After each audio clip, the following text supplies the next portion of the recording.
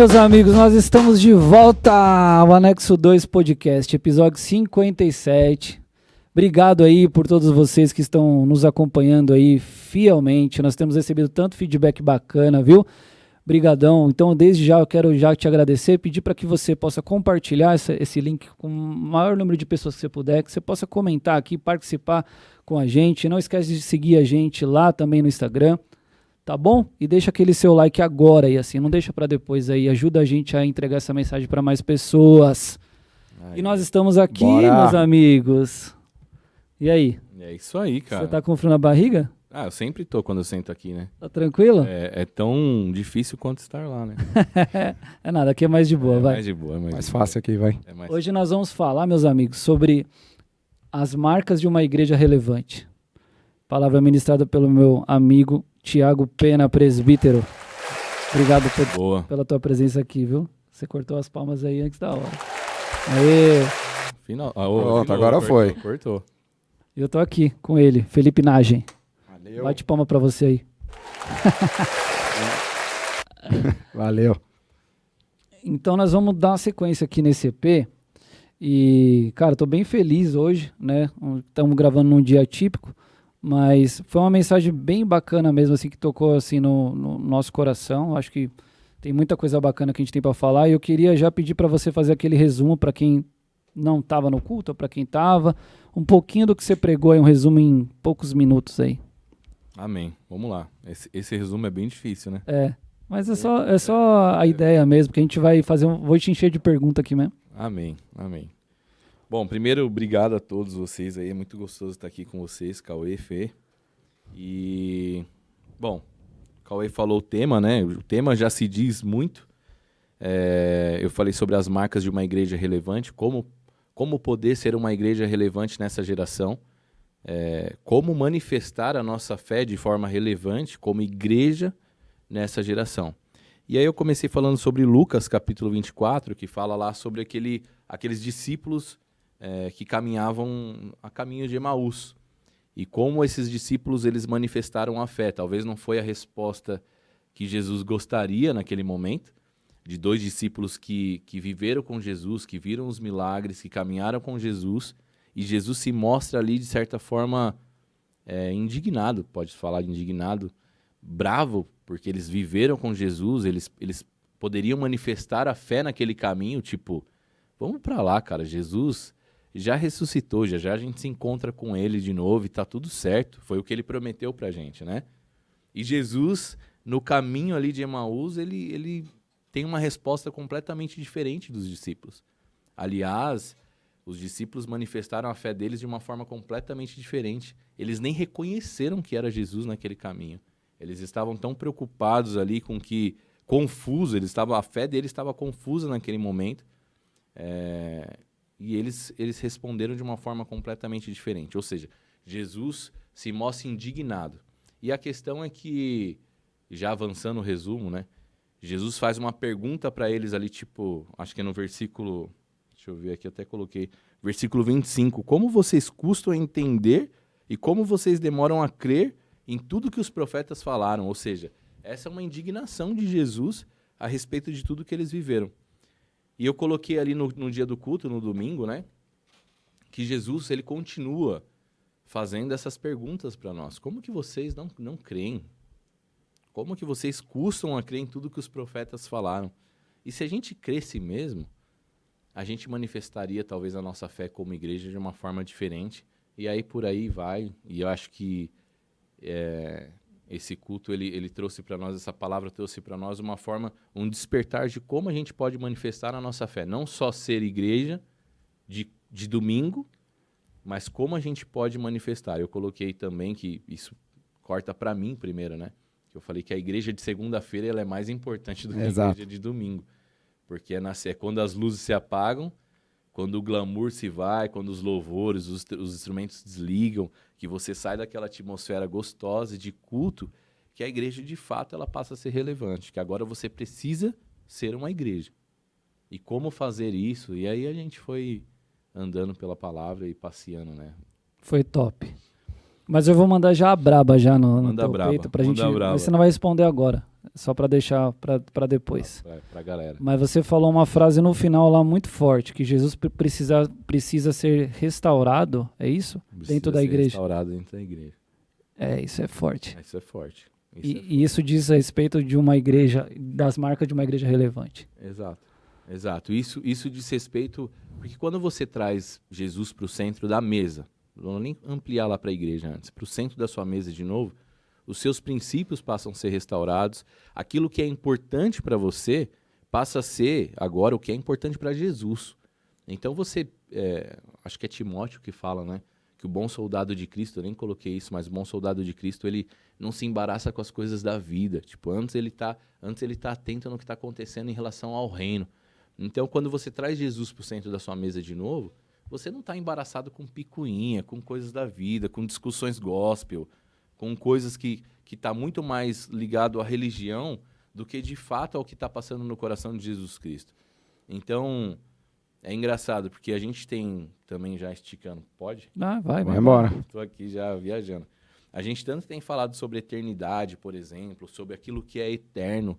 E isso traz para nós um conceito, talvez, como igreja, assim, até mesmo de fuga, né? Tipo, cara, eu não vejo a hora de tudo isso daqui acabar.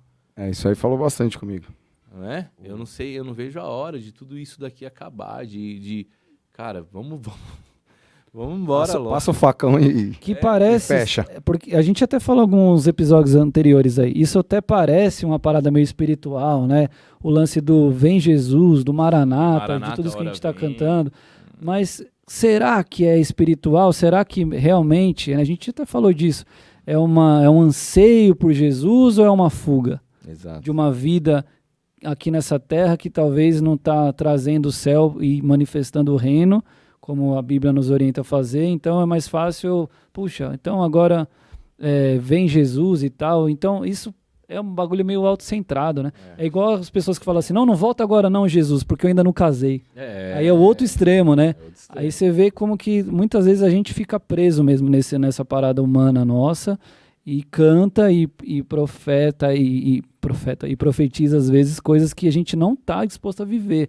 O Kevin falou aqui, né? A gente comentou, falou, meu amigo, você tem que entender quando você está falando para Jesus vir. O que você está cantando? O que você está pedindo ali? Essa segunda vinda de Jesus, a Bíblia diz que não vai ser coisa legalzinha, não, irmão. Bonito, né? Tão bonitinho. Ele vem com o cetro na mão. Com justiça, acabou. Ele vem com a justiça, exatamente. Aí e nós estamos, não, vem Jesus e tal, mas, mano, a sua vida, seus familiares e tal. Ou seja, a igreja ainda ela precisa ser muito relevante para a gente poder cantar isso. E eu acho que é o que Jesus espera de nós como igreja, entendeu? Porque eu falei muito sobre o manifesto, sobre a forma da gente manifestar a nossa fé. E cantar louvores, cara, é tudo que o Senhor espera. Nossa adoração subir, e glória a Deus por isso. Estar aqui em comunhão com em uma igreja é necessário, é essencial. Porque o outro extremo também é que você não precisa de uma igreja. E não é isso do que a gente está falando. Mas quando a gente fala da igreja ser relevante na segunda-feira, é a gente manifestar a nossa fé. Através de curas, milagres, através também de princípios, de estabelecer cultura. Né? Da vida, né? Da vida. Quantas vezes a gente chega em um lugar... Lifestyle, né? Um lifestyle. Sim, sempre falou muito isso de lifestyle e sempre me impactou muito. O estilo de vida que você leva. Diário. Né? Onde você tá? Você falou isso, que assim, a sua atitude muda o lugar. Exato. Você tem que impactar o lugar de alguma maneira. Você não pode se esconder também. Sim. Porque manifestar a sua fé, eu falei sobre isso, né? Não sei se você vai puxar, mas eu tô puxando. Não, nós estamos livres, irmão. Corta, tá? Imagina, que corta. Mas eu falei sobre... Corks é depois, a gente faz os corks e posta. Eu falei sobre manifestar a sua fé e protestar a sua fé. Cara, se você for ver bem, qual que foi o último manifesto da igreja como corpo? Qual que foi o último protesto da igreja como corpo, se você for analisar? Corpo. Pastores, diáconos, apóstolos, presbíteros, a igreja de Jesus Cristo reunida, manifestando a sua fé por algum motivo. Você lembra qual que foi? Cara, que pergunta profunda, hein? Desculpa, eu tô esticando aqui. Não. Eu vim pensando nisso. Cara, eleições, um assunto complexo. Sim. Nossa, verdade. Um assunto complexo. A igreja de Jesus Cristo parou na Terra. Eu lembro porque quando eu estava escrevendo isso sobre manifesto, Eu lembro da minha cena na frente do tiro de guerra de Guarulhos, manifestando com a bandeira do Brasil. E tal, mano... Porque eu tava ali envolvido com isso. Mandei foto pra você lá. Sim. Eu com as crianças no colo e a galera tal. Cara, foi um manifesto da igreja extremamente válido. A igreja protestou sobre a respeito de um princípio, aquilo que a igreja de Jesus Cristo acreditou naquele momento. Mas e hoje? Que tipo de protesto que a gente tem feito como igreja? Essa é uma pergunta top. Por que parou? Por que parou? Entendeu? Não tô falando de manifestar na rua, com bandeiras e cartazes e tal. Mas é sério que a nossa expectativa estava só numa eleição? Uma eleição. Simples, numa eleição. Acabou a eleição. E aí, o que é pior, mano, porque quando não deu o resultado que se esperava... Acabou. Então... Cara, trouxe uma desesperança, como se a gente estivesse dependendo, porque o cidadão que estava lá, que nós estávamos apoiando, de Messias, ele só tem um nome. Que a gente não tem esperança nenhuma nele. Claro, nós não estamos falando de princípios, valores e tal. Não estou entrando nessa discussão e nem quero entrar. Mas, assim, a esperança mesmo da igreja, assim, tipo... Isso. E não só de fazer barulho e de estar, como eu falei, com cartazes e tal, mas... E aí? Tipo, beleza. Agora que era a hora de protestar, não contra o sistema atual, não é isso. Protestar é... Levantar a bandeira de Jesus. Dizendo assim, da igreja, de Jesus. Vamos ver do que nós somos feitos agora, porque nós vamos continuar pregando. Que a gente acredita. Salvando. É isso aí. Nós vamos impactar nesse cenário e ainda assim, a gente até falou muito disso em outros episódios também, é aí que a igreja se torna triunfante e não triunfalista, porque triunfalismo que era um perigo que nós estávamos também correndo. Porque o movimento da igreja que a gente está falando, apoiou um lado, uma causa, tinha o lado da família, tinha todas as pautas que a gente sabe que são pautas bíblicas, Sim. Mas ao mesmo tempo a gente estava indo para um caminho talvez perigoso também, de muito conforto da igreja. Porque e a gente sabe quando a igreja virou Estado o que aconteceu na história. Exatamente. Então, também não é isso. Então, ser uma igreja relevante também não é, talvez... A gente tanto fala, a própria palavra fala que o mundo jaz do maligno. É isso. E aí a igreja vira as costas, o mundo é do maligno, cara. Tudo que larga o mundo. E o problema, como igreja, e a gente precisa entender, né, que quando a gente fala, por exemplo, as portas do inferno não prevalecerão contra a igreja e tal. Então, a gente identifica aí que há um mundo espiritual e que o inferno, ele luta. Ele só não vai prevalecer, mas ele luta contra a igreja. E aí a gente entende que o problema, então, do mundo não é a presença do ímpio, mas é a ausência do justo, cara. Quando o justo não se manifesta, então o ímpio, o mundo, o maligno, ele começa a prevalecer. Até porque se a igreja se afastar e largar o mundo, não é o que Jesus quer, Jesus não vai voltar. Eu entendo dessa forma, filho. Eu também acho, é muita gente largada, é muita gente morrendo. Mas esse verso, cara... Eu tô salvo, beleza, mas... mas é aí que tá. O evangelho, ele diz respeito a você até ele chegar em você. Chegou em você, já não é mais sobre você, agora é sobre o próximo. Sobre o próximo. Exatamente. O que você faz se você não fizer a sua parte do próximo, e aí? Beleza. Exatamente. E tem tantas... Mas só pra gente não avançar, que eu lembrei de uma parada, esse verso as portas da igreja não prevalecerão, as portas do inferno não prevalecerão contra a igreja, eu sinto que a maioria das pessoas, eu já preguei sobre isso, a gente quando lê isso, eu sinto que a igreja às vezes vê uma ótica diferente do que o texto está dizendo. Porque o texto está dizendo que as portas do inferno. Isso. Ou seja, não é a igreja que resiste o inferno aqui. O ataque. Do tipo assim, porque quando você lê isso sem prestar atenção, parece que nós estamos dentro da nossa caixa, da igreja, e aqui nós estamos salvos. Aqui nós estamos protegidos. Segurando a parede. E aqui o inferno não entra. Não vem, aqui não vem, não. Tipo assim, fecha a porta. Aqueles desenhos que parece que a porta vai estourar. 3 negros segurando a porta tipo assim, segura aí. Tá? Não é isso. Exato. É exatamente o contrário. É as portas do inferno que não prevalecem contra a igreja. Eles não podem avançar. É a igreja avançando e pondo o pé se manifestando. Exato. Metendo o pé na porta do inferno. E eles diminuindo. Exato. Porque senão, ao contrário, é a gente que vai diminuir, a gente tá experimentando. Tem que ser ao contrário. É isso. A gente tem ele do nosso lado. Mas, cara, a maioria das pessoas entendem esse versículo assim. Tipo, não, porque nós estamos aqui, as portas do inferno não prevalecem contra a igreja. Eu sei disso, mas assim, é mais do que isso, cara. A igreja relevante é essa aí, que vai lá, E eu não tô que é meio complexo, porque também não é bagunçado. Eu sei que tem toda uma hierarquia de batalha espiritual e tudo mais, é claro. Exato. Eu não tô falando de você sair chutando coisa na rua, repreendendo estátuas e não é isso. Tô falando de vida. Porque quando você é relevante, que é o que Jesus fazia, irmão. Onde ele ia, pode ver. Cara, Ele São não chegava palavras, lá. às vezes. Mano. Palavra. Hoje eu subi lá na sala no comercial lá, e Deus já tinha me falado pra falar com ela. Ela tá passando por algumas doenças lá, dá pra ver. E hoje eu subi na sala dela. E eu acho que eu não acredito em nada, porque o que eu soltei voltou muito vazio. Mas eu fui lá e eu falei poucas palavras para ela, pouquinha. Também não quero constranger nada, mas é isso. Eu acho que a palavra, às vezes no lugar, uma palavra, porque é isso. Você vai impactar na segunda-feira alguém no seu trabalho. Ou um sorriso. Um ouvido, né, cara, Fê? eu posso falar, às vezes não é nem falar Deus, isso, aquilo. É ser gentil. Cara. É fruto do Espírito, que às vezes não tem nada a ver você sair pregando. Exato. É pouca coisa. Isso que você ser relevante na segunda, na terça, na quarta.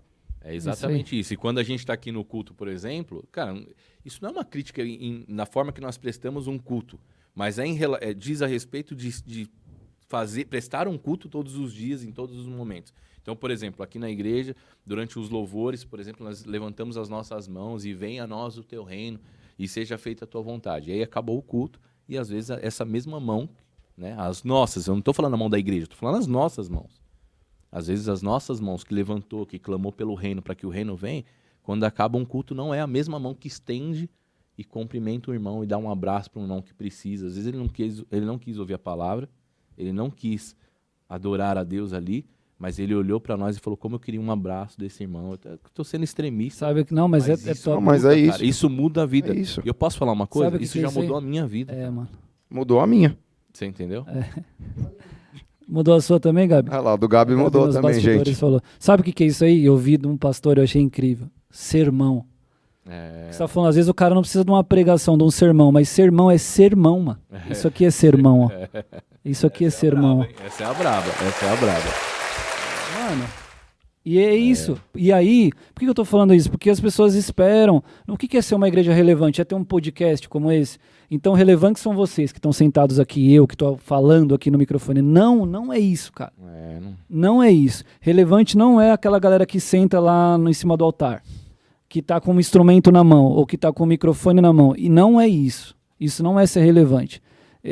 Isso é você ter talvez uma como que fala? Uma responsabilidade maior.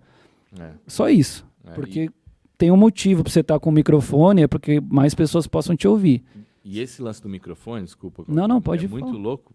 Não vou esquecer, porque eu falei, por exemplo, sobre a forma, quando a gente se torna relevante, e aí agora a gente manifesta a nossa fé, a gente protesta como cristão, como no cristianismo. E aí você entra na igreja, você se converte, você aceita Jesus, e aí eu falei a respeito de você, quando você tem essa reforma dentro de você, você é transformado por Deus, mas você também não protesta, você tá errado. Porque agora você não cumpre com o ID, com a grande comissão de Deus, que é ID, pregar o evangelho, né? Batizar em nome do Pai, do Filho e do Espírito Santo. E se você fazer o contrário também, se você protesta, mas você não teve como igreja essa transformação genuína, agora você com o microfone na mão, você afasta as pessoas da verdade, cara. Porque as pessoas olham para você como igreja e falam assim, cara, você fala isso daí, às vezes a gente ouve isso dentro de casa, né? Você fala isso daí, mas você não vive, cara. O que você prega, você não vive. Então agora você manifesta a sua fé, mas você não protesta. Né? Aí a igreja olha, as pessoas olham e falam assim, cara, eu não vou fazer o que você está falando. Porque o que você está falando, você não vive. Aí o contrário também é ruim. Você concorda? Porque também se você é transformado, se você é reformado, mas você fica para dentro das quatro paredes, você também não cumpre a grande comissão de Deus. O todo, né? O todo. É um pacote. Exatamente. Então você precisa manifestar e protestar a sua fé. Entendeu? Ser transformado por dentro como igreja e agora manifestar aquilo que você foi transformado. Tá. Agora eu quero fazer uma pergunta. Talvez ande um pouquinho de lado, mas novos convertidos. Eu, 1 ano, né, 2 anos vindo aqui, mas 1 ano com Jesus. Tem um outro ponto, que eu tava um lance que eu tava passando assim, ó, na risca aqui. E aí alguém me aconselhou, mas E não é na maldade, mas você é transformado. Deus vai lá, ele faz isso aqui lá. E você fica entre o amor de Deus verdadeiro ou apontar o dedo.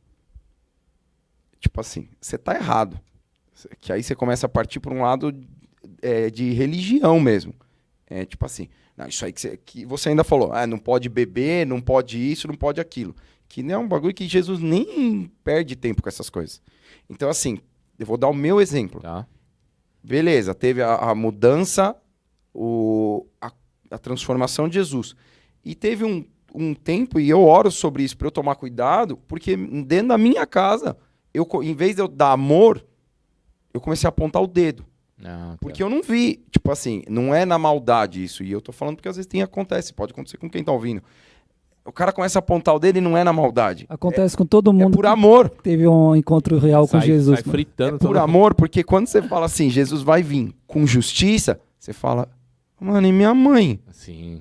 Aí você perde a linha entre o amor e a religião. Se você fizer isso aqui, você vai pro inferno. Sim. Então isso é complicado também. Eu acho que isso não é nenhuma pergunta, porque isso comigo também aconteceu. Que bom, não tava sozinho então. É pra todo mundo, mano. Cara, essa sua pergunta é maravilhosa, incrível. Isso acontece com todo mundo, porque eu também saía apontando o dedo quando eu me converti. Eu falava, cara, vocês estão errados, vocês vão tudo pro inferno, cara. Porque você recebe algo tão genuíno, que foi tão transformador na sua vida, que a forma de você responder isso no desespero é, não, agora você não pode isso, você não pode aquilo. Só que aí você esquece que você não foi salvo assim. Exato. E ninguém chegou em você quando você tava louco na balada e ficou, mano, você vai pro inferno. Vai pro inferno, você tá errado. Às vezes acontece esses evangelismos aí, mas geralmente acontece com quem é desviado. E funciona às vezes. Funciona. Às vezes não, às vezes... Mano, tem vários testemunhos de desviado que a mina do bar tá entregando e falando assim, ó, seu lugar não é aqui. Então acontece. Mas quem teve uma conversão genuína, Fê, todo mundo passou por isso. Eu já contei isso pra você, por exemplo. A minha mãe, ela frequenta o espiritismo. E aí, quando eu me converti, eu fiz um dossiê bíblico, eu devorei a Bíblia para esfregar na cara dela todos os versículos, porque eles pregam Jesus do jeito deles, eles falam de Jesus. E aí eu fui todos os versículos e cheguei, olha aqui, ó, esse versículo diz isso, diz aquilo, tal. Aí eu me lembrei que eu estava parecendo com Pedro quando ele está lá no monte para ser capturado. Vão capturar Jesus e ele saca a espada e corta a orelha de um soldado. Ele usa a espada para ferir alguém, não para salvar. E Jesus vira para ele e fala assim, guarda isso aí, irmão. Quem ferir pela espada será ferido. Sim. Porque, então, acontece muito às vezes, a gente se converte, a gente quer que os nossos familiares, os nossos amigos, que eles vivam a mesma experiência, só que a gente usa a dosagem errada, e Jesus sabe disso, e tá tudo bem, mano. Isso são evidências de quem se converteu. E eu achei top a pergunta do Fê e o seu comentário, porque isso você precisa passar por essa experiência. Como os discípulos passaram. Eles estão lá no caminho, também em Samaria, e aí os filhos de Zebedeu lá, conhecido como filhos do Trovão, João, que era o discípulo do amor, depois conhecido como discípulo do amor, que era o filho do Trovão, fala, mano, você quer que caia fogo do céu agora e os consuma? Tipo, já afasta geral, né? É os caras, é o João dos três, mano. É os que estavam do lado do mestre. Aí Jesus fala, de que espírito vocês Da são? onde? Da Tipo onde assim, você tirou com que isso? vocês estão aprendendo, mano? Mas faz parte do processo. O problema é quando essa fase não passa. Sim. E aí você fica com essa imaturidade, né? Eu acho que todo mundo passa por isso. Porque precisa, igual o Cauê falou. É quem tá apaixonado, mano. Quem tá apaixonado não faz Mas coisa aí você com... vai entendendo o que é e você passa agora a mudar no mundo espiritual. Já não é mais com o dedo na cara, né? Mas você começa É no amor, né? É no No amor. amor, na Na oração. atitude, orando, exatamente. Agora você entende que você ora, que você tem que abençoar e tal. Cara, Você entende que você tem a chave, né? Pra mudar isso espiritualmente. Agora você tá dentro da sua casa. Porque a gente entra nessa dicotomia doida que a religião faz na nossa cabeça. Por exemplo, isso é do mundo. Cara, sim, a gente sabe não se contaminar pelo mundo.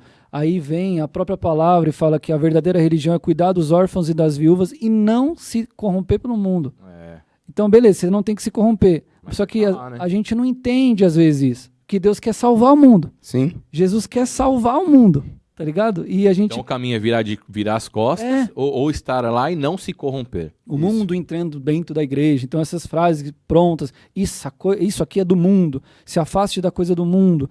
Cara, sim, das práticas de pecado. Olha lá, a parede preta já entrou na igreja. Esse tipo de situação, mano.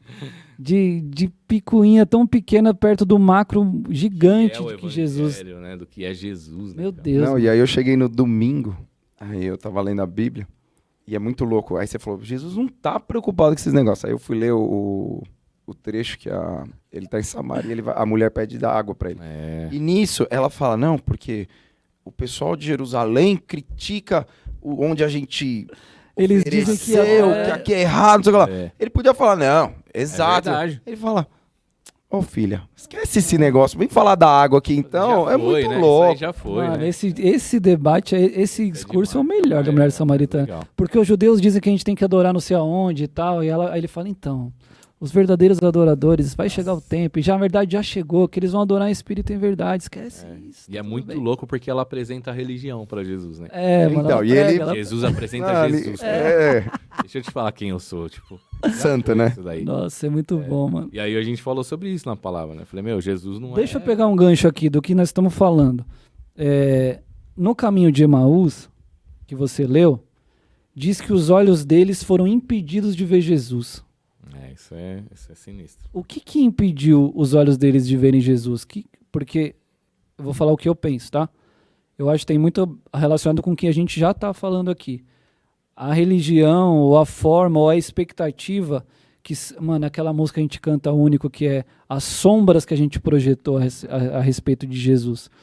Então, quando a gente cria muitas sombras que o evangelho não apresenta sobre Jesus e tal. Então, eles no caminho de Emaús ali, eu vejo muito isso. Os olhos dele foram impedidos de ver porque eles estavam tão presos naquilo que era menor de tudo que Jesus já tinha apresentado. Sim. Mas eu não sei, é isso que você enxerga ou você vê uma outra... O que você entende os olhos deles foram impedidos de ver? Cara, a palavra fala que do que se queixa o homem, né? Se do seu próprio pecado, da sua própria concupiscência. Eu penso que o que impediu eles de ver Jesus foi eles mesmos. A religião que estava dentro do coração, enraizada no coração deles. Não foi Jesus que trouxe algo ali, deixa eu impedir vocês de não me reconhecer. Por outro propósito, não. Não, por outro propósito. Eu acho que o que impediu eles foi o que estava dentro do coração deles. E o que estava dentro do coração deles era mais Jesus ou aquilo que eles estavam vendo no sentido talvez da religião mesmo, do que foi enraizado. Talvez eles não entenderam naquele momento o que Jesus estava mostrando enquanto estava vivendo com eles, entendeu? Então eu acho que o que impediu eles foi a própria, eu não vou falar religião ali. Pode ser a falta de fé? O que você acha? Porque Cara, Jesus pregou que ia acontecer tudo isso. Então, mas enquanto Jesus estava com eles, a fé deles estava a milhão. Tava a milhão, né? Eles estavam vendo ali, tal. E aí é contrário do que é a fé, né? Que é o que você não vê, mas você espera, mas você não está vendo. Então, enquanto você está vendo, você tem fé. Agora você não está vendo mais. Agora eu não tenho mais fé. Então, eles estavam sem esperança. Pode ser esperança. Esperança, porque... Então, eles estavam tão sem esperança e tão frustrados no caminho que eles nem viram que era o próprio Jesus. Eles nem mano. prestaram atenção, né? O E a problema gente fala- deles era tão grande de que acho que eles não conseguiam ver mais nada. Lembrando que nós estamos falando aqui, cara, do que é nos revelado, tá? Nós não estamos falando de teologia, porque talvez tenha explicações teológicas para isso. Mas a gente está tentando discernir dentro do que a palavra... para explicar isso. Cara, e a gente nem tem esse tem objetivo aqui, entendeu? Claro que a gente não estou desprezando teologia, não. Eu amo isso, acho que a gente tem que estudar. Mas são coisas que são reveladas pelo Espírito. E pode ser tanta coisa, cara, esse negócio de ser impedido de ver. E eles, a própria Bíblia fala que eles estavam confusos. A fé deles estava confusa. O que confundiu eles no meio do caminho? Tipo, o que confundiu durante, não só o caminho ali de Emaús, mas durante essa trajetória, durante a saída deles para esse caminho. Mas e aí, a provocação que você fez foi top, porque a gente lê o texto e aí é sempre confortável quando você está lendo aqui. Ai, como eles foram bobinhos. Ai, putz, meu, como assim? Como não tiveram fé? E só que quando você mergulha naquilo ali, você vê que a gente faz isso todo dia. Sim. Porque o caminho de Emaús nada mais é do que a nossa vida. Sim, sim. Um dia que você está desempregado, um dia que aconteceu um negócio que você não esperava. Notícia ruim, o diagnóstico. Notícia ruim, diagnóstico. Ou a palavra veio sobre a sua vida, que geralmente é assim que acontece, vem uma palavra profética e você começa a viver, às vezes, totalmente o contrário do que foi profetizado na sua vida. E aí? É o caminho de Emaús, mano. Jesus está ali do lado e você não vê. E esse caminho, ele diz muito a respeito sobre a promessa. Porque você esquece das promessas de Deus quando as coisas não estão tão bem assim. Então, é o que você está falando. Quando o diagnóstico, quando a notícia, quando o emprego está ruim, a tendência de nós é esquecer daquilo que foi prometido. E quais são as promessas de Deus para nós, entendeu?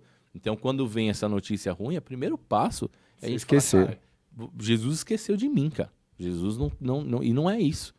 É nesse momento que a sua fé começa a ser aperfeiçoada, é nesse momento que você olha para dentro de você e você fala, cara, onde estava meu coração, cara? Porque quando eu já passei por isso, as coisas estão a milhão, cara. Dinheiro na conta, emprego top, as coisas estão boas. Aí Jesus está ali, né? Jesus está ali, cara. As coisas estão dando certo, então Jesus está. E nem sempre, né? A gente fala muito sobre isso. Nem sempre o que dá certo, Deus está ali. Não é às vezes são processos, né? Processos. E nem sempre o que dá errado é porque Deus não está. Exato. Entendeu? Então, às vezes deu errado, mas Deus está ali, cara. Deu errado e Deus está nesse propósito. Porque você Deus tem que passar por ali por algum motivo. Ele não deixou de olhar. Tá te ensinando, tá te aperfeiçoando. Deus não te deixou. Deus está ali com a mão, cara. Pelo contrário. Então, nesse caminho, cara, a gente é provado e aperfeiçoado. A busca do resultado é que às vezes nos confunde, né? Que é exatamente isso. Se tá dando resultado é porque Deus está no negócio. Se tá acontecendo é porque Deus está no negócio. Só que Moisés, um dia, Deus falou para ele, fere a rocha, que vai sair água. Ele feriu. Da outra vez ele falou, fala com a rocha. Ele feriu a rocha. Exatamente. Funcionou. Saiu água. Saiu água do mesmo jeito. Saiu água. Só que a consequência dele foi braba, porque não era para ele ter... Era outro nível de fé. Exatamente. Funcionou. Saul continuou lá também, como rei de Israel. Funcionando e tal. Mas tem coisas que, né, o Luiz Hermínio fala isso, né? Tem coisas que Deus já desabilitou, que funcionam, mas ele já não está mais ali. Mas Deus já desabilitou. Ela ainda funciona. A autoridade já se foi. É. Mas as coisas continuam do jeito que está acontecendo. Ele cumpre com o papel dele ali, mas a autoridade já foi retirada. Tipo, isso é pior. Isso é pesado. Isso é pesado demais. Isso é pesado demais. Mas eu penso nisso, cara. A nossa fé relevante, ela é manifesta não só para nós, mas ela te dá alguns caminhos, assim, pra gente... e acho que foi o maior objetivo desse culto, assim, dessa palavra. O objetivo era exatamente a gente sair desse lance de olhar para nós como igreja, de tipo, nós e para dentro de nós, e nós, entendeu? E existe um povo aí precisando de nós, do nosso olhar. Mas a igreja tá aberta, cara. Mas você tá aberto? Porque você é a igreja. Nossa. E a porta tá aberta. A igreja tá aberta. Vem quem quer, cara. Beleza. Mas quando essa porta do prédio fecha, você é a igreja que precisa continuar sendo aberta. Você é a igreja que precisa estar aberta todos os dias. Isso diz respeito a uma ligação. E nós, líderes, recebemos ligações o tempo todo. Nego querendo falar, tomar um café, cara. Será que nesse momento a sua igreja tá aberta? Será que a sua porta está aberta para o seu pai? E será que é só para quem é da igreja que ela está aberta? Tem isso, né? Porque, mano, tem um vizinho que é ateu. O cara e ele tá lá, tá ligado? E quando que você vai impactar essa vida servindo só?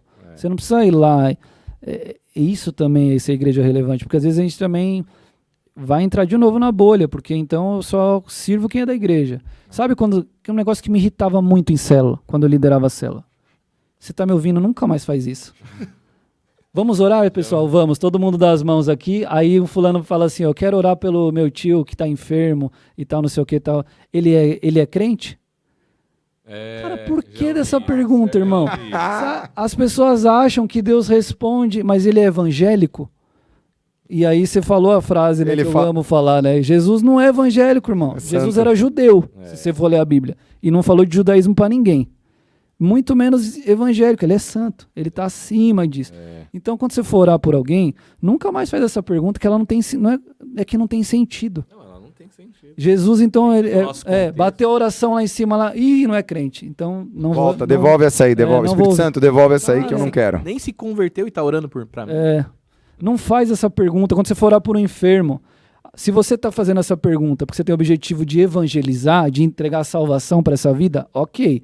Mas se você... Porque, às vezes, a pessoa ela perde a fé quando alguém fala assim, não, ele é macumbeiro pesado. Já entregou sua vida pra Jesus, irmão? Antes de eu orar, né? Ele é evangélico? Não, isso aí já matou não sei quantos bodes. Aí a sua fé deveria aumentar nessa hora. Falar, cara, então que oportunidade que eu É esse aqui que eu tenho que impactar. Meu Deus, olha aí, Jesus. Eu já ouvi, ainda no mundo, né? Eu já ouvi essa frase, né? Essa pergunta. Já entregou sua vida pra Jesus? Pedindo uma oração. Mas já entregou sua vida pra Jesus? Aí na minha cabeça era tipo assim, mano, poderia entregar agora se essa pergunta não tivesse vindo. Se você não estivesse falando isso, amigão, você tá Eu atrapalhando. levantaria minha mão. Mano, e é muito... Mentira, não... Aí você pega isso, olha como a igreja pode não ser igreja, porque ela vira uma rocha de tropeço. Exatamente, irmão. É exatamente isso. Porque esse contexto que a gente está falando, por que a gente tem que fazer essa autocrítica? Porque se Jesus viesse hoje, talvez nos dias de hoje, quem que seria aqueles que iam perseguir, questionar e falar quem que esse cara pensa que ele é? Que não sei o quê. Porque os religiosos da época, os judeus, é como se fossem os evangélicos hoje. Era a religião predominante. Era a religião predominante que tinha acesso à palavra, porque existiam os judeus e existiam os gentios, que eram os romanos e tal, o povo pagão, que adorava outros deuses. Esses não conheciam a palavra. Os que tinham acesso às escrituras eram os judeus e não estavam entendendo de quem Jesus era e o que ele estava fazendo ali. Falava. Aquela cena do The Chosen, se você não viu, acho que é na terceira temporada, eu acho, que ele vai pregar na sinagoga de Nazaré, que é a cidade, que é a quebrada dele. E aí a mensagem que vem para ele pregar é uma mensagem dura. É na terceira. Que ele tem que falar de Isaías 61 Isso. e tal. Hoje essa palavra se cumpriu. Só que ele prega aquilo ali pro cara que viu ele jogar bola, o cara que viu ele fazendo o serviço de carpintaria com o pai. Filho do Mané. É o filho do Zé e da Maria. O filho do Zé e da irmã Maria. Tá falando agora que é o Messias. Quem é esse aí? E aí a cena é tão forte que vem um rabino, né, um líder um sacerdote, e ele vai, ele fala, cara, se você não falar isso, se você não negar o que você falou, eu vou ter que cumprir a lei de Moisés. Aí ele fala, eu sou a lei de Moisés. Não, e o próprio amigo dele, ele tá com... Tá com o brother lá, né? Tá com o brother. O cara tira ele, mas tipo assim, falando, mano, Para, tá fez viajando, errado, tá mas viajando. eu vou... É, exato. Então, essa mensagem autocrítica, a gente precisa fazer, mano. E quando eu preguei sobre algum parecido, eu também falei, por favor, não me entendam como alguém rebelde. Quando eu falo assim que eu não sou evangélico, que Jesus não é evangélico, isso não é para soar agressivo para você. Sim. Eu sei que você está numa igreja evangélica, mas o que nós estamos ensinando e pregando, que a Escritura nos ensina, é que é além disso. É muito maior que isso. Não é sobre rebeldia, sobre insurreição, sei lá, sabe? Tipo, tem uma outra palavra, irreverência. Tipo, você não está sendo irreverente. Não é isso. Eu sou irreverente contra a religião, contra o que ela aplica sobre nós, mas contra a palavra não. A gente ama a palavra, a gente ama o que Jesus fez e ainda vai fazer em nós, né? Então é isso. Eu penso sobre isso mesmo. Você falou do grão de mostarda também, que eu achei top, que a palavra não fala que é o do tamanho, né? A gente também, é outro versículo também que a gente... É como, né? É como. Explica aí pra nós. Vamos ler o versículo? Ele fala assim, Você tem aí, né? Eu tenho, anotei aqui. Mateus 17, né? Pois em verdade vos digo que se tiverdes fé como um grão de mostarda, direis a este monte, passa daqui, e ele passará para lá. E nada vos será impossível. E aí eu pensei comigo na reflexão, na provocação que eu fiz. Você já teve uma fé tão grande, né, ao ponto de você olhar de fato para um monte e ele sair de lá, fisicamente falando? Não, nunca isso aconteceu, nem na história da Bíblia. Né? Isso não aconteceu. Então o que Deus estava ensinando de fato? E nada vos será impossível. Porque a fé, para mim, ela não tem tamanho. Mas é se você ter ela como um grão de mostarda. Então diz respeito à utilização da fé. A forma que você vai usar a fé. Ou você tem, ou você não tem. E se é como um grão de mostarda, ele é tão pequeno, mas ele pode ser usado de uma forma correta, plantado em um lugar correto, em uma terra correta, e ele vai se... Já viu o tamanho de uma árvore? Mano, é absurdo, né? É O que ela se gigantesca, torna. Mas como um grão de mostarda, como ele é usado, plantado no lugar correto, né? E o fruto que ele traz, a árvore que ele traz, a dimensão que se torna aquilo, é o que pode ser feito uma boa colheita ou não. Então, na fé, no comparativo com a fé, eu quis dizer assim, se você usar a sua fé da forma correta, você de fato vai colher grandes frutos no ano de 2024 e para o resto da sua vida. Então, não é o tamanho, a fé não tem tamanho, mas é como você pode utilizá-la. Ou você tem fé ou você não tem fé. E essa pergunta é feita, por exemplo, e eu já fiz várias vezes na minha vida, cara, quando o calo apertou. Parece que minha fé está tão pequena. Não, minha fé não está pequena, eu tenho fé. Então, se eu tenho fé, você tem fé ou você não tem fé? Se eu tenho fé, cara... Mas isso que é louco, né? Essas contradições malucas de viver com Jesus.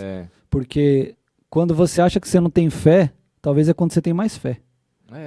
Porque quando tá tudo bem e tal, e você tá voando, que nem você falou, parece que você tá cheio de fé, mas você não tá, cara, porque você não tá precisando da fé. Até porque se acontecer um negocinho, você já entra em desespero. Aí que tá o ponto, Cauê, aí que tá o ponto. Você não tá precisando dela quando o negócio tá milhão pra você, tá bom pra você. Você não precisa dela, você não utiliza a sua fé. Porque tá tudo, a onda tá tão boa, cara. Tá vindo tanta coisa, você não precisa utilizar. Mas quando você tá em um hospital, e o Cauê já presenciou isso comigo. Uma vez eu estive, vou contar aqui, eu estive no hospital e eu lembro que o médico chegou pra mim e falou assim, cara, eu falei, eu tô bem, doutor. Ele deu uma risadinha assim pra mim, e eu fui internado, fui pra UTI, e ele falou, cara, eu vou ser bem sincero com você, você está em estado de óbito. E eu nunca tinha ouvido falar isso daí na minha vida, estado de óbito, cara. Ou você tá morto ou você tá vivo. O que é estado de óbito? Que eu tô ouvindo ele falar assim, como assim, doutor? Você tá em estado de óbito, cara. A qualquer momento você pode não estar mais aqui. E eu lembro que eu precisei usar a minha fé ali, cara. A minha fé não estava grande naquele momento, eu só precisava usar a minha fé. E eu lembro que eu fiz alguns propósitos ali com Deus, entre eu e Deus ali, e orando e buscando o Senhor. E o resultado foi que, assim, não só por causa da minha oração, com certeza mais pelo amor, pela graça, pela misericórdia de Deus que me alcançou e me deu uma nova chance naquela sala de UTI. Eu lembro que o Cauê foi uma das poucas pessoas que entrou ali para orar, os nossos pastores também entraram ali para fazer uma oração, e foi a oração da igreja que manifesta ali naquele lugar, que eu tenho certeza que mudou sentenças, mudou o céu, e ao meu respeito. E eu voltei, cara. E eu precisei usar a minha fé ali. Usar a minha fé, não a minha grande fé, que poderia mudar montanhas, mas eu só precisei usar a minha fé, cara. No local certo. No lugar certo. É, cara. É forte, hein, igreja? Pesado, hein? Meu Deus. E quem é a igreja, né, Cauê? Somos nós, né? Eu fiz essa pergunta várias vezes, né? Eu falei, olha pro seu irmão e fala, você é a igreja. Você é a igreja. Nós somos a igreja de Jesus Cristo. Ontem eu tava numa cliente, e aí eu falei, ei, doutora, tá pregando pra mim. E mó da hora, assim, porque ela tem um lifestyle ainda que precisa ser ajustado, mas ela tem fé, velho. E crê na palavra e tal. E ela tava contando que ela passou um veneno financeiro, ela contratou um consultor financeiro, e aí a clínica dela só ruindo, e ela sempre buscando apoio em pessoas. Eu me identifiquei muito com isso. Não, agora vai virar minha chave, porque agora eu me conectei com não sei quem, porque agora tem uma estratégia de marketing do fulano, porque eu não sei quem, não sei o quê, e ela sempre se apoiando nessas coisas, e o negócio só indo para baixo. Não, agora tem um consultor financeiro. Ela falou, aí o consultor financeiro, que eu tava pagando uma bala, que ele que ia resolver o meu problema, chegou para mim e falou assim, fecha. É melhor você fechar agora, porque seu prejuízo vai ser menor. Meu Deus. E aí ela falou, e agora? O que eu faço, né? Aí veio a fé como um grão de mostarda. Aí ela falou assim, aí quando eu não tinha mais nada, porque a minha esperança estava no consultor financeiro. E esse cara que era minha boia salva-vida, agora tá falando para mim, fecha. Então, ou seja, ela não tinha mais nada, ela não tinha mais ponto de apoio nenhum. Aí o que ela fez? O que você acabou de falar que você fez. Aí ela só plantou o grão de mostarda e falou, então, Senhor, então agora é só eu e você. E aí, mano, ela contou, ela falou, aí a recepcionista da clínica é cristã e prega pra ela, é intercessora dela lá, né? Chamou ela e falou, olha, eu não posso mais pagar seu salário, não tem problema, eu vou continuar trabalhando. Olha o testemunho, eu vou trabalhar. A recepcionista levava a marmita e rachava a marmita com ela, que ela não tinha dinheiro pra comer, mano. Eu tô falando de uma clínica top. Sim. E aí, esse foi o testemunho, e ela foi, se consagrou, começou a orar, começou a buscar, começou a clamar, E aí, mano, começou a aumentar. Aí ela falou, eu tive o triplo do meu ápice de faturamento nos últimos 3 meses. Aí ela pagou tudo que ela tinha. Ah, esqueci a parte principal do testemunho.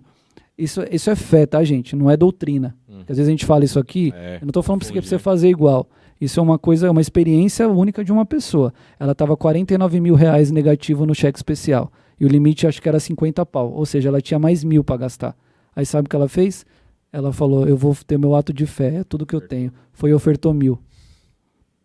E aí pegou o cartão de crédito que ia bloquear, encheu o tanque do carro, fez uma compra e falou, Jesus, agora sou eu e você. Eu não tenho mais cartão, eu não tenho mais nada, minha geladeira tá cheia, minha filha vai comer por mais, 2, 3 semanas.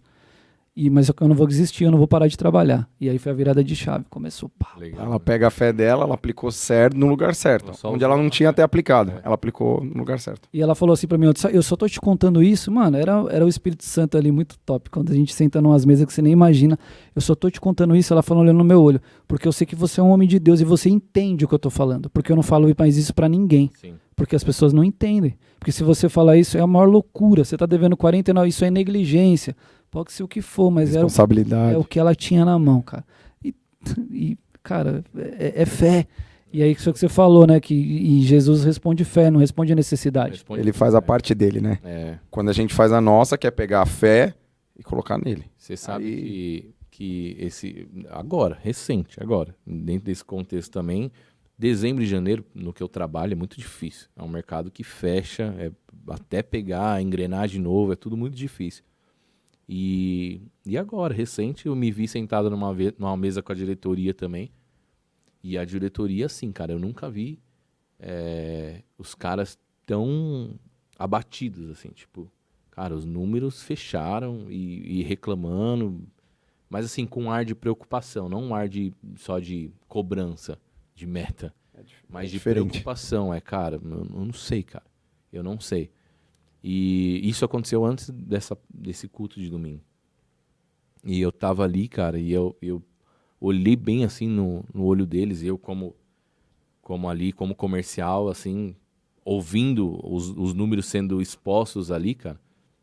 Talvez antes dessa palavra cortar em mim, tô falando de mim mesmo, eu falaria, cara, é preocupante. Não sei, cara, eu não sei o que a gente vai fazer. Isso eu, Thiago. E olhando pro número real ali na lousa e falando, cara, fechou mesmo, eu não sei o que vai fazer. Mas essa palavra vinha cortando em mim. Eu pensava, cara, eu preciso ser igreja. E você falou um tema sobre o caminho lá, que eu, na palavra, não tinha pensado sobre a esperança. Mas eu pensei comigo assim, ali no ato prático, eu falei, eu preciso, cara, trazer uma resposta para esses caras, como igreja. E às vezes essa resposta não estava dentro de mim. Mas às vezes a resposta não vai estar dentro de você. Mas essa resposta está em Deus, cara. E tudo que você precisa é manifestar o coração de Deus em alguns cenários que o próprio Deus vai te colocar. E ali naquele momento eu olhei, eu lembro que eu coloquei a mão assim, no ombro do meu diretor. Eu falei assim, cara, calma, eu não falei de Deus. Eu só falei, calma, cara. Os números vão reverter, é só janeiro. As coisas vão acontecer. Fevereiro tá vindo. Eu tenho algumas estratégias e as coisas vão acontecer, as coisas vão fluir, os números vão mudar. Não falei com esse tão bonito assim, mas só pra gente entender. Falei, cara, vamos lá, vamos acreditar, vai dar tudo certo e tal. Cara, eu não sei o que aconteceu ali naquela mesa, mas ele deu ele é bem senhor de idade assim, né? E ele deu parecia que um fôlego veio nele. Um ânimozinho, assim, um ânimo.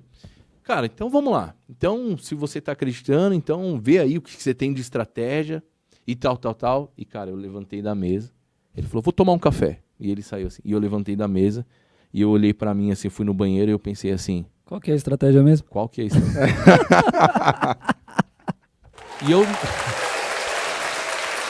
E agora, Deus? Respalda. Me ajuda, né? Não por mentir, mas tipo assim, cara, eu peguei a minha fé e eu falei assim... Vamos. A resposta não tá em mim. E às vezes, você que está assistindo, ouvindo, a resposta não vai estar em você, cara. Mas às vezes a resposta está na promessa, a resposta está na autoridade, na promessa que uma vez foi delegada sobre você, foi liberada sobre a sua vida. Você é um canal para que o reino de Deus se manifeste. E se você é o canal, então vamos manifestar. Eu falei, Deus, tudo que eu precisava fazer ali era fluir reino, fluir esperança, fluir fé. E foi o que eu fiz. entendeu? E, cara, de verdade, agora, e aí passou, né, o culto, Deus falou comigo ali tremendamente, e sabe o que tem acontecido? Deus tem dado estratégia. Então, De dias pra cá, Deus tem dado estratégias novas pra gente mudar esse número hoje mesmo. Hoje é que dia? Dia 17. 17. Nós tivemos uma reunião e estratégias novas veio, cara. Eu tenho certeza que isso veio dos céus. Então, a parte dele ele faz. Cara. Quem não faz a parte é a gente. É, gente. A parte dele ele vai fazer. Eu acho que você deu incentivo. Você falou, não falei de Deus, nada, só deu incentivo. Talvez isso abra lá na frente, porque aí o cara pode sentar onde e perguntar, cara, da onde veio o seu incentivo? Aí sim é a hora. Mas é quando a gente faz a nossa parte, ele faz a dele. E eu posso falar, o que mais a gente vê, por exemplo, é a resposta e o cenário do mundo, muitas vezes influenciando a igreja, nós. E não nós, isso é meio óbvio, né? Mas e não nós influenciando. A gente é influenciado, né? A gente é influenciado pelas notícias ruins, pela falta de esperança, pelo cenário fechado, a gente já... Uau! Né? E a palavra de Deus diz, eu anotei também lá, sobre a questão de você ligar na terra, e o que é ligado na terra é ligado nos céus. E é muito louco o que Deus fala, porque ele fala sobre um bagulho que muda tudo, cara. Cara, onde que tá? Que eu anotei aqui. Quando Deus fala que o que é ligado na terra, né, é ligado nos céus. Aqui, Mateus 16. E eu lhes darei as chaves. Isso é demais. Chave muda tudo. Chave vira, né? A gente tem o termo, né? E virou a chave, né? E eu lhes darei a chave do reino dos céus. E o que você ligar na terra será ligado nos céus. E o que você desligar na terra terá sido desligado no céu. Ou seja, a função da igreja é virar a chave. Que chave é essa? Que o que você ligar na terra pode ser ligado nos céus. E eu saí ali, olhei no banheiro e quando eu falei, a continuação foi quando eu falei, qual vai ser a estratégia agora? Eu comecei a ligar na terra, cara. Eu comecei a andar de um lado pro outro no banheiro, e é curtinho o banheiro, assim, eu dava 2 passos, chegava no vaso, dava 2 passos, chegava na pia. E eu comecei a falar assim, cara, clientes novos vão se abrir, cara, as portas, Deus vai abrir novas portas, cara, eu vou começar a conectar de novo aquela carteira e tal, e comecei a ligar na terra. Comecei a ligar na terra. E, cara, de Deus isso. Porque é um testemunho real que tem acontecido. Eu comecei a pegar, assim, folhear, cara, clientes que estavam lá atrás e comecei a bater e ligar. Não, fulano de tal mudou. Agora sou eu que estou responsável. Cara, me manda a proposta e tal. Clientes que estavam desligados, que estavam lá esquecidos. Ou seja, eu comecei a ligar na terra lá no banheirinho, de 2 metros quadrados. E Deus tem ligado no céu e as coisas têm acontecido. Amém. Essas são as chaves de uma igreja que manifesta nós, né? Uau. É isso. Top, hein? Até me deu uma arrepiada aqui. Caramba. Tem pergunta aí, Gabi? Tá recebendo? Amém. Pergunta aí, cara. Pergunta aí que aí a gente Meu Deus. aprende mais. Cara, a palavra de Deus é muito doida, né? A gente tava falando você também falou, às vezes a gente fica pegando nas questões pequenas. Posso ou não posso fazer isso? Posso ou não... Eu vi uma frase de um Augustinho, que é um cara importante aí na história da igreja. Carrara não, né? Não, Augustinho Carrara, não.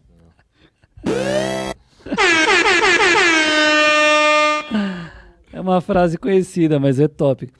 Diz assim, ó, ame a Deus e faça o que quiser. Nossa. Sabe por quê? Porque se você realmente amar, você só vai desejar fazer aquilo que agrada a Deus, mano. Exato. Você pode fazer o que... Ame a Deus e faça o que quiser, mano. Porque o seu estilo de vida vai estar fluindo com ele. Pronto, aí você sabe, aí você... Acabou, não... Aí não tem mais a pergunta E pro o líder, se Espírito você Santo pode ou não que pode. habita em você, né? Vai trazer para você o caminho que você realmente pode. Ele vai você te não guiar. Pode. Você passa a ter você não coloca... Eu vou ser redundante aqui, cara. Mas você não traz uma religião para sua mesa, você traz Jesus. E esse Jesus, ele abre os olhos, ele começa a partir o pão. Você não começa a tomar pão na cara, mas você senta em uma mesa onde o pão é partido. Uau. E onde o pão é partido, você tem direcionamento, você tem estratégia. O próprio Jesus vem e fala assim, olha, isso daí não é mais tão legal de você fazer. Você está partindo o pão ali com ele, você está repartindo. né? Você não toma pão na cara. É porque o Marcinho já falou, mesa é lugar de intimidade, né? É. Não é qualquer um que senta na mesa. Então, mas isso é louco, né? Porque aí os olhos deles foram impedidos de ver, e agora eles estão numa mesa, Aí e aí a hora que o pão parte, os olhos deles se abriram. Nossa. Mano, quem é que faz isso mesmo? Ele partiu o pão e falou, mano, é ele.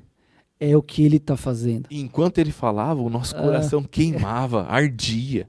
Né, cara? Nosso coração ardia, é isso que eles falam, né? Que canção essa do Brunão do Morada, né? Esses caras têm que ganhar um Grammy Latino, sei lá. Que essa música retrata exatamente a passagem, é muito forte. Mano, os olhos dele se abriram quando partiu o pão, mano. E aí não tem mais espaço para o que a religião que sufoca, para os seus questionamentos, para... Eu tava viajando tanto, né, eu tava já há um tempo sem ir para a igreja, e eu acho tópico, às vezes, quando eu chego ali no louvor e do nada eu já começo a chorar, eu falo, meu amigo, eu não seguro. Aí eu me derramo, e aquela música Único, a gente tá cantando tanto ela, né, e fala, além das sombras que a gente projetou e tal, mas, e a gente sempre enfoca ali na parte que fala que vejam os tronos de outros reis, estão prostrados ao chão, tal. E aí a gente lê aquela passagem, igual no domingo a gente leu, né, do templo de Dagon e tal, que a imagem caiu no chão e tal, não sei o que, beleza. Cara, eu posso falar, isso daí é tão simples para Deus fazer. Derrubar um ídolo. Não é nada. Isso não é nada. Sabe o que é difícil? É por isso que eu acho essa música forte, que ele fala assim, eita, tudo se rendeu, até o meu coração. Esse é o mais difícil. Mano do céu, porque derrubar uma estátua para Deus é fácil. Difícil é quebrar um coração religioso. Duro. Difícil é quebrar um coração incrédulo, mano. Sabe quando você tá...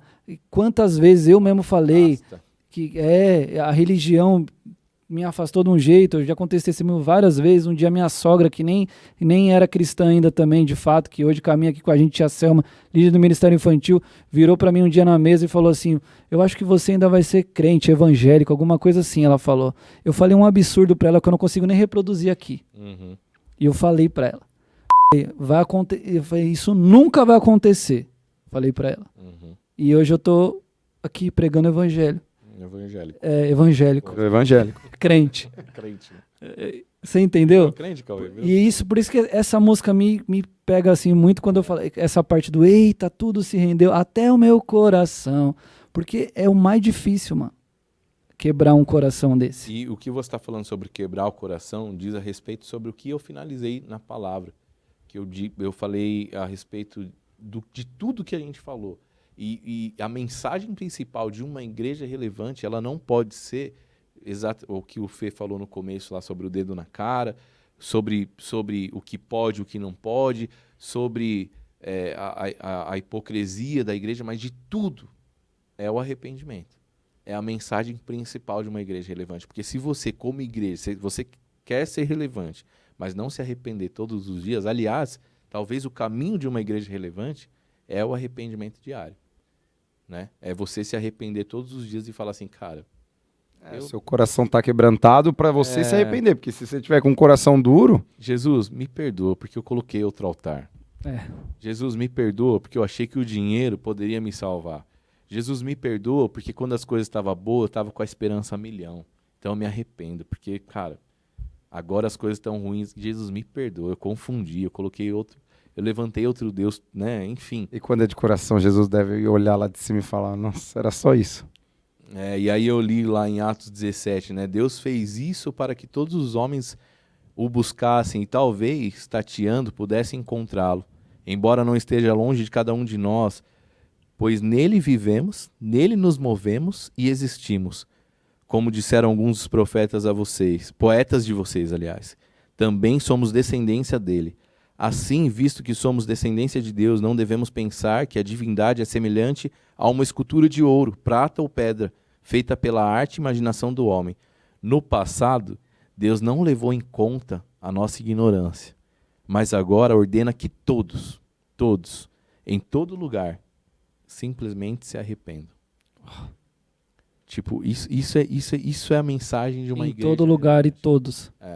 Isso é louco, porque eu vi uma vez e também me marcou, que é um negócio forte, muitas pessoas às vezes não entendem. A igreja é o maior campo missionário.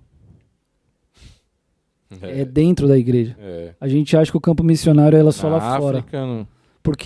E eu gosto de pregar para a igreja. Eu gosto de fazer autocrítica para a igreja. Eu gosto de levar uma mensagem de confronto. E um dia eu numa mesa com o profeta Kevin, e ele me fazendo perguntas e tal, e ele me falou assim, o que você espera quando você prega a palavra? O que você quer que as pessoas recebam? É uma pergunta, Sim. cara, muito profunda. Porque aí eu falei, salvação. Aí ele, que tipo de salvação? E aí ele começou a me perguntar assim, cara. E eu, como assim, que tipo de salvação? Mas eu entendi a mensagem. Porque a salvação é todo dia, mano. É. E aí eu entendi que a mensagem que Jesus me entrega muitas vezes para pregar é uma mensagem de conversão e de salvação diária. Porque não é porque você está dentro de uma igreja que você está salvo, que você está 100%... Não estou falando que salvação... Que você é salvo, desculpa. Melhor colocando aqui. A salvação é pela graça. Sim. Ela é consumada na cruz.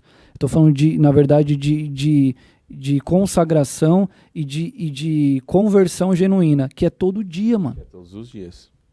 Todo dia. Então, por isso que a igreja é o campo missionário maior.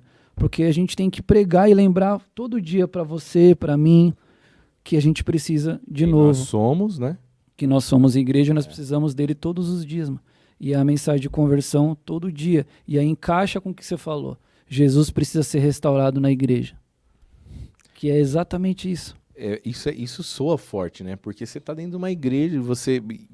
Vou até fazer menção das suas próprias palavras. Porque isso não era... A intenção não é soar de uma forma rebelde mesmo. Não era isso. Eu acho que quem estava ali no culto entendeu também essa linha de amor. Mas, tipo assim...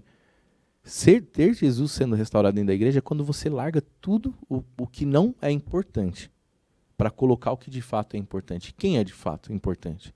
Quem precisa ser o centro da mesa? Sabe? Se essa presença não tiver, nós como igreja vamos para onde? Você entendeu? Então, ter Jesus restaurando dentro da igreja é você falar assim, cara, né? Se a sua presença não for comigo, eu nem vou. Deixa eu ir não. Se a sua presença não for a sua presença que estiver fazendo novas portas sendo abertas, deixa essa porta só. Sabe? Tipo, a gente sempre ora, né? Que novas portas sejam abertas e vidas sejam salvas. Se a sua presença não tiver, cara, deixa a gente aqui. Vamos arrumar e tal. E graças a Deus, e glória a Deus pelo nosso ministério. Glória a Deus por onde a gente vive, pelo contexto que a gente vive, pelos pastores que nós temos, porque a gente tem aprendido a ser igreja relevante. A gente tem aprendido a ser isso. Mas o convite de Deus é para que a gente olhe para a salvação diária. Olha para dentro de nós todos os dias. Tipo assim, o que a gente está movendo? Será que a gente moveu e agora não move mais? O que a gente pode fazer para ser mais relevante onde nós estamos? Cara, você já fez uma contagem? Quantas igrejas, talvez nesse momento está tendo culto? Quantas igrejas estão abertas agora? Entendeu? Nós estamos gravando aqui, o nosso pastor está numa igreja aí, num evento. Você entendeu? Quantos? Agora, o que essas igrejas, o que nós, enfim, dentro desse contexto, estamos movendo, entendeu? No lugar onde a gente está implantado, na cidade, no bairro, enfim. O que a gente pode fazer de mais, talvez? Isso tem cortado para mim, cara, porque eu venho de igreja tradicional, eu tenho, né, um tempo aqui, mas eu venho de igreja tradicional, eu fui criado dentro da religião, o Cauê me conhece. Eu fui, assim, sabe, o cara do terno, meu terno passava 2 palmos da minha mão, assim, ó, chegava na unha a barra a manga do terno aqui e tal, instrumento nas costas e tal, e eu passei por muito tempo, assim, crescendo na religião. Eu lembro que quando a gente saía, tudo que eu mais queria era que aquele culto acabasse. Que culto é esse? O culto que eu toquei, que eu ministrei, que eu toquei na orquestra, que eu levantei a mão. Mas tudo que eu queria era que esse culto acabasse logo, porque a gente não via a hora de descer, e ainda na época solteiro, e de ficar falando com as menininhas lá embaixo, e depois sair para tomar um negocinho, porque a religião, era isso que a religião me ensinava. Era isso que a religião... E não precisa ser influente em nada. Você já entrou na arca, irmão. Você já está salvo. Era isso que a religião me ensinou, entendeu? E aí, quando os meus olhos, né, se abriram, quando eu comi do pão mesmo com Jesus, eu vi, cara, que era muito mais, que estava muito acima disso. Não é porque um pastor falou não pode ou não pode, mas é porque agora eu estou do lado de Jesus e eu sei o que agrada o coração dele e o que não agrada. É louco. Eu sei o que o Espírito Santo me direciona e não é mais sobre a roupa, não é mais sobre pode ou não pode. É até legal, sabe? E aí eu comecei a entender o que era sobre honra. E o Luiz Hermínio fala um pouco sobre isso, né? A verdadeira honra é aquilo que você pode fazer, mas você renuncia. Mesmo podendo, você renuncia. Sabe? Você honra a Deus dessa forma. Obedecer é bom, mas honrar, cara, é muito melhor. Porque a honra faz você renunciar até o que você pode fazer. Obediência, você só obedece. Meu Deus do céu. Não é? Obediência, você obedece. E a religião te ensina a obediência. Mas quando você entende o que é honra, aí você renuncia até outro degrau. Você renuncia até o que você pode, irmão. Você pode fazer? Você pode. Mas não é o que você quer. Te convém, mas, irmão, entendeu? Enfim, e aí assim a gente vai, e aí quem tá do nosso lado fala assim, cara, é isso, entendeu? É isso. E o desafio não é a gente ser isso aqui agora, com esse microfone na mão. O desafio é depois. A gente sair ali, a porta fechou, a gente ser isso aqui e praticar tudo isso aqui que a gente tá vivendo. Restaurar Jesus na igreja é partir o pão. É partir o pão. E não tacar o pão na cara de ninguém. Ele foi restaurar, porque, cara, voltando pra Emaús, Não é tacar o pão na cara de ninguém, irmão. eu acho louco isso, eu amo a narrativa da ceia, porque ele já começa o jantar falando, um de vós vai me trair. O climão da mesa. A ceia começa assim, velho. Ele preparou um jantar para aqueles homens ali, para os seus discípulos, e ele começa dizendo, um de vós irá me trair. Já começou assim a mesa. Então não é sobre uma mesa de pessoas santas só. Porque ele já começou já dizendo, então, um de vocês. E quando ele disse um de vocês, uma das versões fala que um a um eles foram até ele e falaram, porventura serei eu, mestre. E todos eles se entristeceram porque eles sabiam que eles eram, mano. Todos tinham motivo. Exatamente. Tinha um que ia fazer, de fato. Porque já estava já tava plantado no coração. A Bíblia até fala que Satanás já tinha ganhado o coração dele. Só que eles sabiam que todos eles tinham potencial para fazer isso. E aí a cena se repete, porque lá no caminho de Emaús, quando ele vai e parte o pão, e depois ele some, né? Que ele parte o pão. Ele some, né? E desaparece diante deles. Como que foi isso? Só meteu a revelação e... Ai, ele meu desapareceu amigo. diante dos olhos deles, cara. Meu Deus. Tipo assim, eu só vou vir ensinar vocês um negócio que vocês esqueceram. Aí ele ensinou e tal, e é o que talvez está acontecendo com você agora. Talvez você está ouvindo tudo isso que a gente está falando agora e o seu coração está queimando aí agora. A religião talvez te espremeu, te apertou, talvez muito do que foi falado aqui tocou no teu coração. Esse é Jesus partindo o pão e te devolvendo para você de novo a essência. E só mostrando para você que você é amado e que você tem um lugar na mesa e a religião nunca mais vai poder tirar isso de você. Exato. Meu Deus, cara. Top, hein? Jesus tá aqui, mano. É isso. Como ajudar as pessoas que amamos, que são crentes, a acabar com a e acabar com a religiosidade nelas? Caraca, essa pergunta é profunda, viu, Gabs? Como que é? Vou deixar pro Desculpa aí. convidado. Repete aí, por favor. Como ajudar as pessoas que amamos, que são crentes, entre aspas, a acabar com a religiosidade nelas? É o que a gente está falando aqui, cara. Partindo do pão. Porque agora a gente faz o que a gente aprendeu com Jesus. Então, esse mesmo pão que tem ajudado a gente todos os dias a sair da religião, e não a religião que está aí fora. O desafio é a gente acabar com a incredulidade que está dentro da gente. Começa aí. Começa aí, né? Então, a gente primeiro tirar a nossa incredulidade. E a gente só tira essa incredulidade se alimentando desse pão todos os dias. E depois de se alimentar desse pão, é a gente partir desse pão, compartilhar desse pão com essas pessoas. Entendeu? Porque às vezes os olhos delas ainda estão impedidos. Senta aqui na mesa, cara. Vamos falar de Jesus. Olha aqui no meu olho. Compartilha a verdade, parte o pão, mano. Sabe o que eu vivia? Eu vivia uma vida de mentira. A minha vida era assim, assim, assado. Mas olha, Jesus me libertou da pornografia, Jesus me libertou disso, Jesus me libertou da mentira. Você não tá nem falando da pessoa, você tá falando de você. E você começa a partir desse pão que te libertou, que te salvou, agora você começa. E esse cara fala assim, cara, meu Deus. Tipo, eu também tô preso nisso daí ainda. Isso. Eu ainda tô nisso daí. Peraí, isso daí que você falou que você foi liberto, eu ainda tô. Qual que é o caminho, cara? Me ajuda aí. É em espírito e em verdade. Quando Jesus fala isso, Jesus fala, em verdade eu vos digo. A verdade não precisa de defesa. E muitas vezes você consegue salvar alguém da religiosidade falando a verdade mesmo. Tipo, sério, cara, que você é assim? Não é libertador quando você tinha uma imagem de um líder ou de alguém e daqui a pouco você vê que a pessoa é humana. Você só vê que ela... Cara, é sério que você também pensa isso? Eu acho que essa é a resposta, mano. né, Cauê? Mostrando a sua humanidade e o que Jesus pode fazer através da sua humanidade. Cara. Acho que é isso. Aí a religião vai caindo. Cê é louco. É isso aí, meus amigos. Top, hein? E, mesmo. desculpa, e aí lá em Atos, que foi o que a gente encerrou, na Atos 3, e fala, eu não sei o que você tem vivido, você que está ouvindo, assistindo, o que você tem vivido, se os dias têm sido cansativos, né? Se viver esse evangelho talvez tenha sido mais fardo do que alívio para você, eu não sei.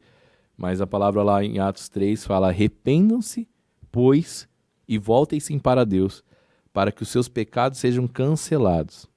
Segunda parte, para que venham tempos de descanso da parte do Senhor, e ele mande o Cristo, o qual lhes foi designado, Jesus. Para que venham tempos de descanso. A condição é, qual que é a condição? Para que venham tempos de descanso. Se arrependam e voltem seus olhos para Deus. E voltem para Deus. Meu Deus. Isso é para nós, né? Para nós, amém. Obrigado, Jesus, por essa mesa e pela tua palavra que é santa e viva. Amém. Nossa. Amém. Deus abençoe você. É assim que a gente termina esse episódio aqui, cheio. Nós poderíamos ir longe aqui, mas hoje a gente não pode estender muito a gravação por causa do nosso horário. Obrigado para você que ficou até agora. Recebe essa palavra no seu coração. Deixa um comentário aqui. Conta pra gente qual que foi a parte que mais te impactou. Deixe seu testemunho. Escreva, compartilha isso. Cada vez que você deixa um comentário aqui, além de você ajudar a gente com a parte de engajamento e tudo mais, não é só por isso, você edifica as pessoas. Muitas pessoas leem esses comentários, são impactadas às vezes com uma frase que você tem no teu coração para liberar. Entrega essa mensagem que está dentro de você agora, escreve aí no comentário. Amém? Deus abençoe e vamos pro próximo. É isso. Obrigado pela tua presença aqui de novo. Você tem sempre um lugar nessa mesa. Obrigado, Tamo junto. Viu? Muito bom. É nóis. Top, hein, Thiagão? Valeu, mano. Fê. Deus abençoe, família. Até a próxima. Deus Tchau, abençoe. gente. Tchau, gente. Valeu. Valeu.